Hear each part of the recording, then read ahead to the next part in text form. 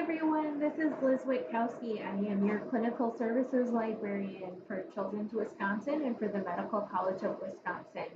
This video is going to show you how to set up a reoccurring search and have the results emailed to you, or to save it and have it be set to run whenever you need an update on your literature. So before I get started, I just want to point out that I've got my email here on the screen and my phone number. And although I'm working from home, I am absolutely available to help. I can do Zoom consultations or whatever you need to help get you guys set up for reoccurring searches or other literature needs. So feel free to reach out to me. That's what I'm here for. So first thing, we're going to start by going to our browser. So, I'm going to just start from our home page here, and I think it's really important to note that when you go to a database, it really needs to go through the library website because we use a proxy server. So, just make sure that you're starting off at the Medical Library of Wisconsin website. That way, it'll save you steps later on. So if you don't have it bookmarked, I have it bookmarked, so I usually just open it right up. But you can actually just Google MCW libraries, and it pops right up as the first option. So I'm going to go ahead and click on that. And so we've got our library homepage here, and you can go to the resource page to look at all of our different databases, but we also have it on the main page. So if you just scroll down, that's how you can access our databases. We have some of our favorites here on the main page, but we also have our view all databases. Every database pretty much has the option to set up these search alerts. I'm only going to go through two of them today. I'm going to show you how to do it in PubMed, and I'm also going to show you how to do it in OVID Medline.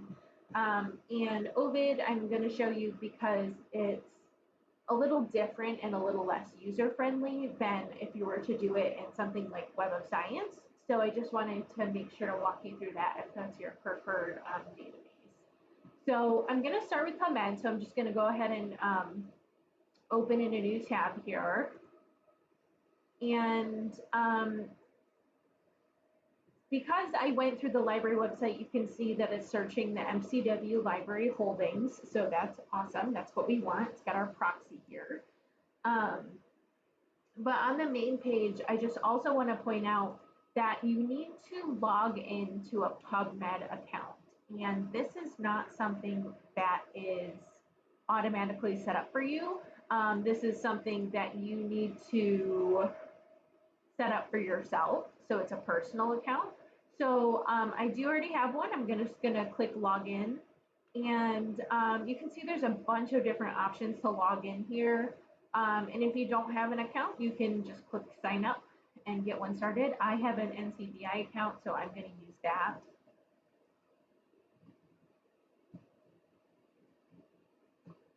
Get all logged in, and that way, it saves my search history as well. There's a lot of really cool benefits for having an account.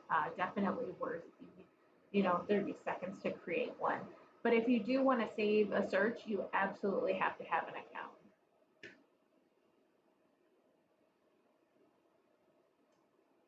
Going a little slow here.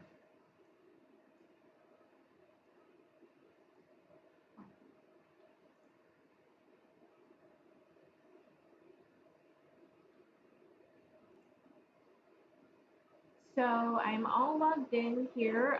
You can see I've got my username up in the right-hand corner, and I'm back on the home page, and I can go ahead and get started with my search.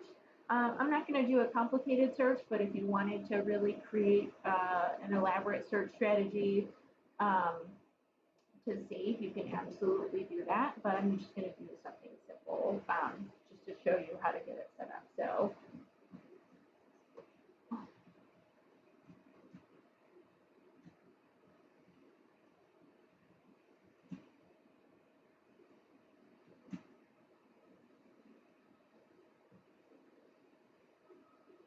So I've done just a simple search here.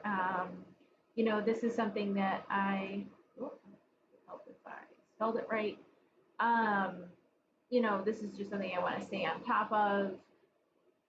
But, there's a ton of results, and I definitely don't want to get notifications about things I can't even read. So I'm going to add some filters on here. I'm going to make sure we add the English language, and I definitely want humans. Just go ahead and add a couple filters. And I mean, I'm doing this search essentially to set up, just new material that's coming out. But I'm going to limit it anyways, just because I don't want old articles either. So I've added some filters, and it's getting the kind of information that I want. And so from here, I think I'm ready to set up an alert. So, it's really straightforward for PubMed with their new interface. You can just go right up here to this create alert right underneath the search bar. And you can name it. So, we can do whatever you want to do here.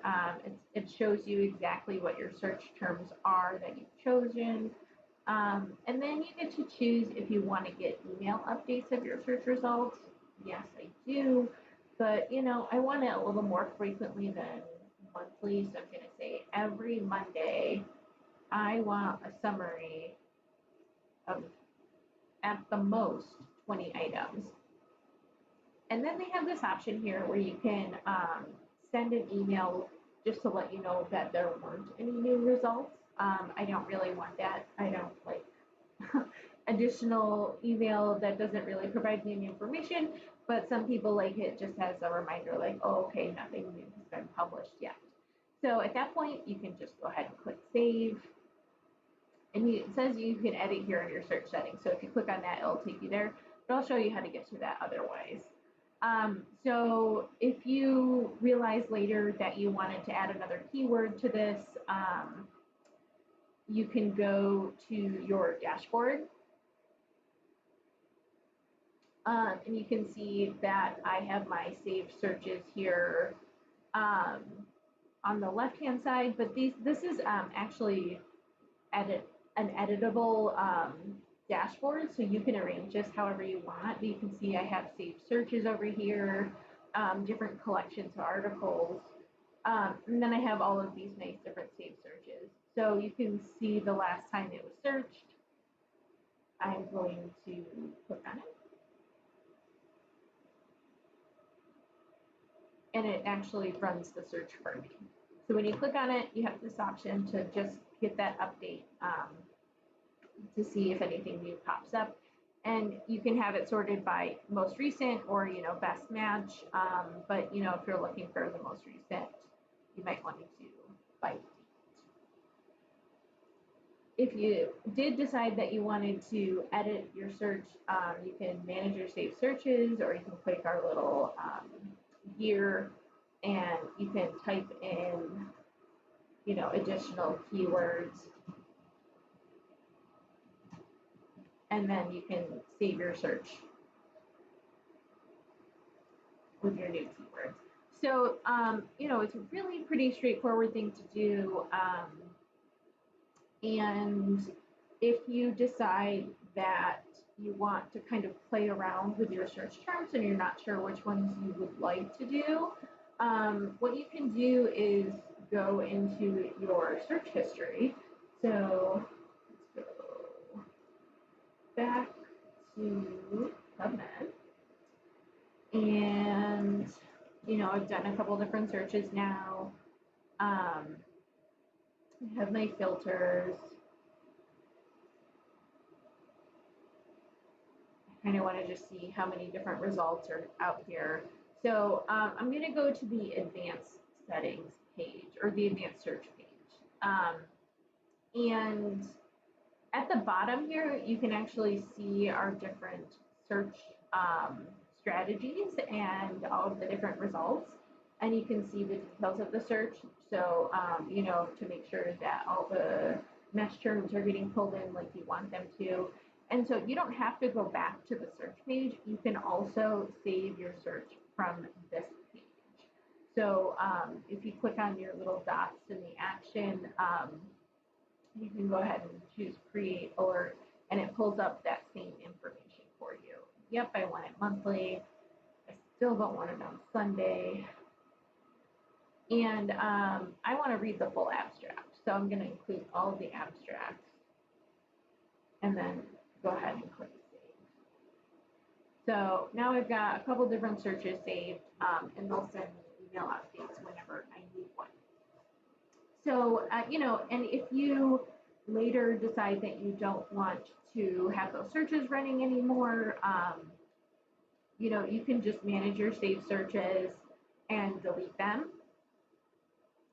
So you can delete selected, or you can see what's new. You can check your schedule to see if you need to edit it. A lot of different options. And so that's how you set up searches in PubMed.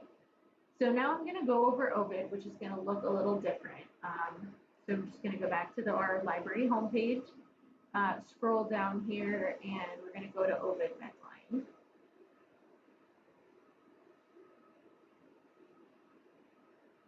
So OVID searches do work a little differently, but you do have to log in as well. So unfortunately, I forgot to log out before starting this, so I am already all logged in. But you can just create an account if you don't have one as well. Just like PubMed, it is a personal account that you need to set up for yourself. And that way you can have saved searches to run. So when you're searching in OVID, they're set up a little differently. You're going to do it keyword by keyword. So, and we kind of group them together with our synonyms. So,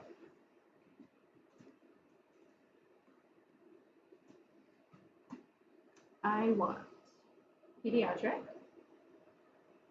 specifically children, not adolescents. And you can see I've got pediatric, and it's got like 2 million results. And nutrition,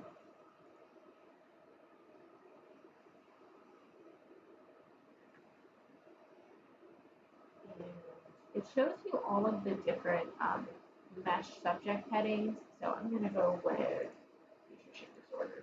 That's interesting to me, and I also want to use it as a keyword. And then it's going to combine it with or, but if you wanted them together with and, you could do that. But that would obviously be a very severe limiter. So you can see we've got quite a few search results for that, about 200,000. And then I want to combine them. So instead of typing out all those together, I just do, and so this 1 and 2 here are the numbers of the search string right here. So your search history, you use those numbers. And then I'm going to add my additional limits on.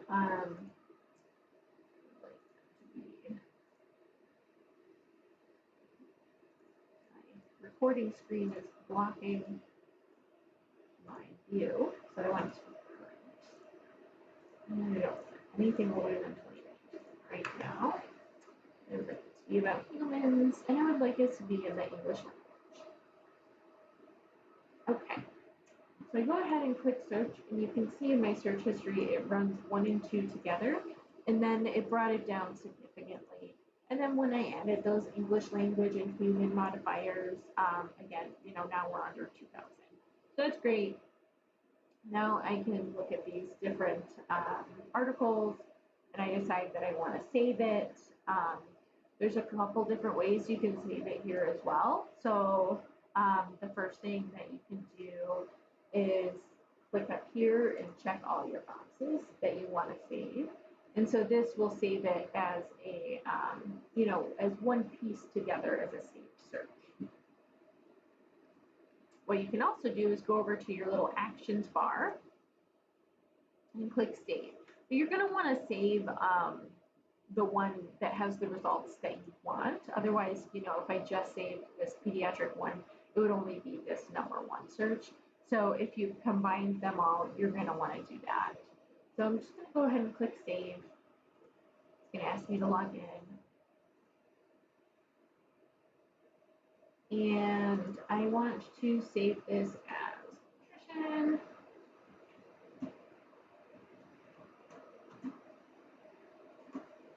And you can choose which type of search you would like it to be. You can also save it as a project where you're going to be in and out doing different things. Right now, I think I'm going to have it be a permanent one. If you want to leave notes, you know, for yourself, you can do that, but it's optional. You don't really have to do it. Okay, so I saved that search. And the way that you access your search history is through your workspace. So up here at the top, you go to My Workspace when you're logged in. And so if you had saved it as a project, it would be under here.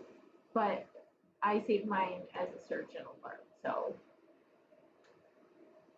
And you can see I have a bunch of different searches here. But this is the one that we created, our nutritional search. And you have a few different options. You can rename it. You can edit the search if you decide that you need to change your keyword. And you don't have to go through each one individually. You can edit each one individually. You don't have to edit them all to make a slight change. So if you wanted to add, you know, deficiency into this, you could easily do that and then click submit and save it. So if you want to run your searches,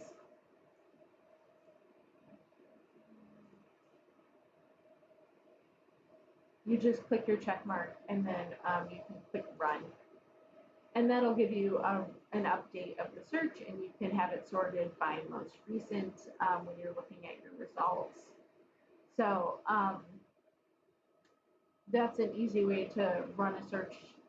But if you want to have it set up for alerts, you can do the same thing like we did in PubMed. So I go to my workspace.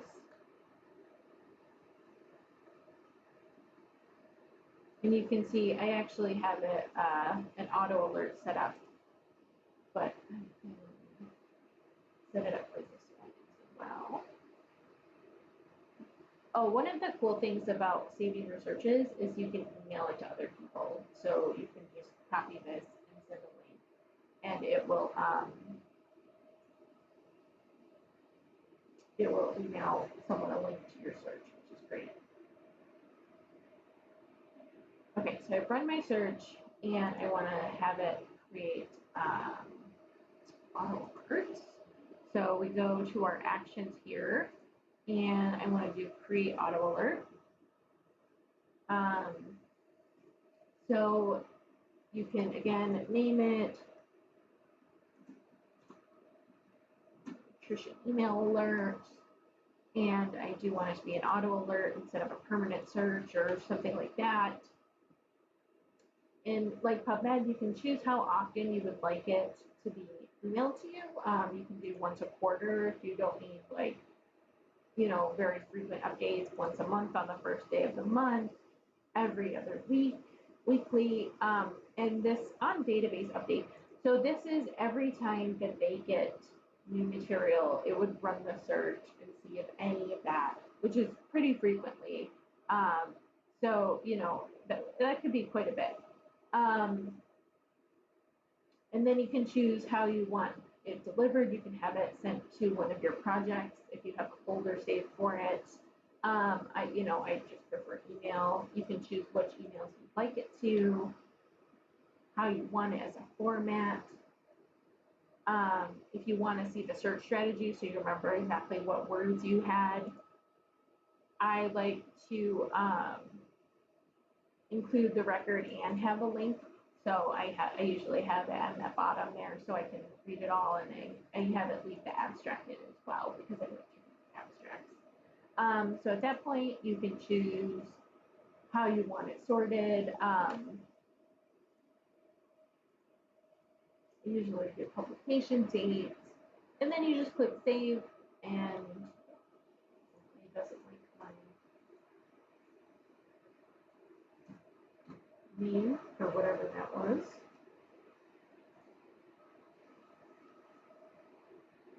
And then I have it saved. So, and that's right in your workspace area as well. So in your My Workspace, except you scroll all the way down. Now I have these updates, but you can also choose to run it as well if you need an update before your next scheduled one. So there's definitely a couple really good options here. And if you have a preferred database, there's likely a opportunity for you to set that up as well. I will be sharing a PDF with the written instructions with screenshots of the websites. So hopefully between the video and that, you guys will have a good understanding of how to do this. If you have any questions, please feel free to email me or give me a call. We can set up a time to get you set up if you're really struggling. So good luck. Have a good day.